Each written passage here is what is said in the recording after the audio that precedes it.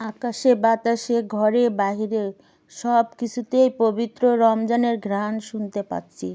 হে আল্লাহ, আমাদের সকলকে রমজানের 30টা রোজা, 30টা সাহারি, 30টা ইফতার আর 30টা তারাবির নামাজের তৌফিক দান করুন। আমিন। আসসালামু আলাইকুম। আবারও একটা নতুন ভিডিওতে আপনাদের স্বাগতম। আশা রাখি আপনারা ভালো আছেন। আলহামদুলিল্লাহ, আমিও অনেক ভালো আছি।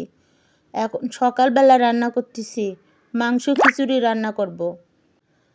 তার জন্য মাংসটা রেডি করে প্রেসার কুকারে দিব, আর এদিকে হচ্ছে খিচুড়ির জন্য রেডি করব। আপনারা দেখতে দেখতে যদি কোনো অংশে আমার ভিডিওটা আপনাদের ভালো লাগে, একটা লাইক আর সাবস্ক্রাইব দিয়ে ভিডিওটা কন্টিনিউ করবেন। এখন খিচুড়ির জন্য সব কিছু রেডি করতেছি।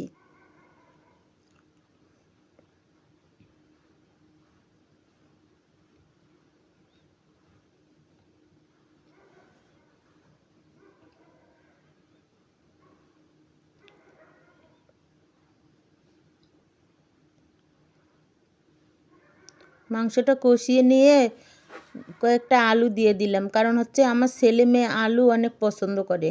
এজন্য আমি প্রায় সব তরকারির মধ্যে আলু দেই 2-1টা করে। এদিকে হচ্ছে যে খিচুড়ি রান্না হচ্ছে।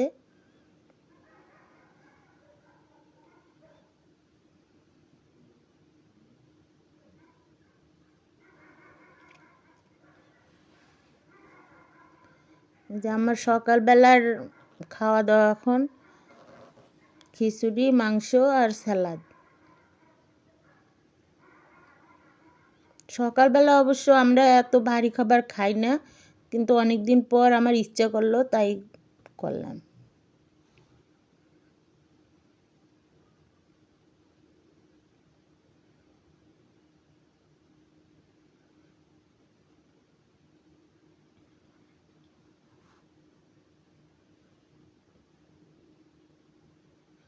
আজকে আমি ভিডিওটা সকাল থেকেই করার চেষ্টা করছি।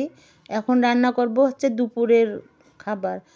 দুপুরে করতেছি ডাল, তারপরে থাকবে শাক ভাজি আর আলুর ভর্তা।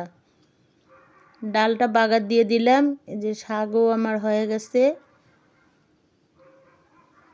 এই শাকটা হচ্ছে বতুয়া শাক।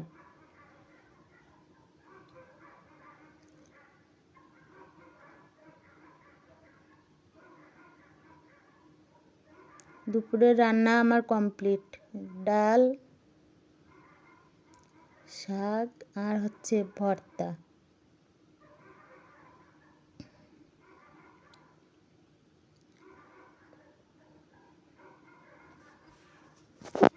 আর হচ্ছে এই খাবারটা হচ্ছে আমার দেবরের বাড়ির থেকে দিছে, রাতের খাবার ওরা রান্না করে দিছে। গরুর মাংস, ডিম, মুরগির মাংস, পোলাও, তারপর হচ্ছে বুটের ডাল।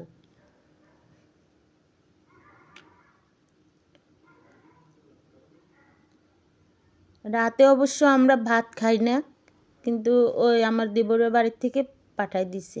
আমার ভিডিওটা যদি আপনাদের ভালো লাগে, একটা লাইক, কমেন্ট, শেয়ার করবেন আর সাবস্ক্রাইব করে আমার পাশে থাকবেন। আপনারা ভালো থাকবেন, আমার জন্য দোয়া করবেন। আল্লাহ হাফেজ।